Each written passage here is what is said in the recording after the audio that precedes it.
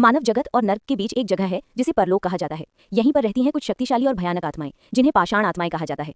इनके पास इतनी ताकत है कि जो भी इनके पास पहुंच जाए वो मिट जाता है। कई साल पहले एक चोर ने 2 पवित्र बाइबलें चुरा ली ताकि नर्क का द्वार खोल सके और अमर शक्ति पा सके, लेकिन शक्ति उल्टी पड़ गई। उसका शरीर जल गया और आत्मा परलोक में फंस गई। उसी आत्मा ने एक मृत शरीर में प्रवेश किया और उस इंसान का नाम था काल।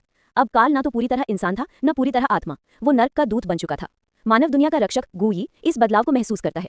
उसे समझ आता है कि नर्क फिर से खुलने वाला है। वो धरती पर आता है ताकि इसे रोक सके। इसी बीच एक पुलिस अफसर चेक अपनी पत्नी और बेटी के साथ मॉल में घूम रहा था। अचानक मॉल में अफरा तफरी मच जाती है। लोग चीख रहे हैं, खून फैला है। काल वहां सब पर हमला कर रहा होता है। चेक तुरंत आगे बढ़ता है और काल को रोकने की कोशिश करता है। दोनों में जबरदस्त लड़ाई होती है और तभी एक बड़ा धमाका होता है। सब कुछ उजाला हो जाता है और जब चेक को होश आता है तो वो खुद को एक अजीब धुंध भरी जगह पर पाता है। वहीं उसे गूई मिलता है। गूई उसे बताता है कि वो अब जीवित नहीं है और उसकी आत्मा परलोक में पहुंच चुकी है। ये सुनकर चेक टूट जाता है। उसे अपनी पत्नी और बेटी की याद सताने लगती है। गूई बताता है कि काल ने उसे इसलिए मारा क्योंकि उसके खून से ही नर्क का द्वार खुल सकता है। अब अगर उन्होंने कुछ नहीं किया तो नर्क पूरी तरह खुल जाएगा और सब खत्म हो जाएगा। दोनों साथ मिलकर नर्क के द्वार को खोजने निकलते हैं। रास्ते में पाषाण आत्माएं उनका रास्ता रोकती हैं, लेकिन चेक उन्हें हर बार हिम्मत से हरा देता है। आखिरकार वो उस जगह पहुंचते हैं जहां नर्क का द्वार आधा खुला हुआ है। वहां कार्ल उनका इंतजार कर रहा होता है।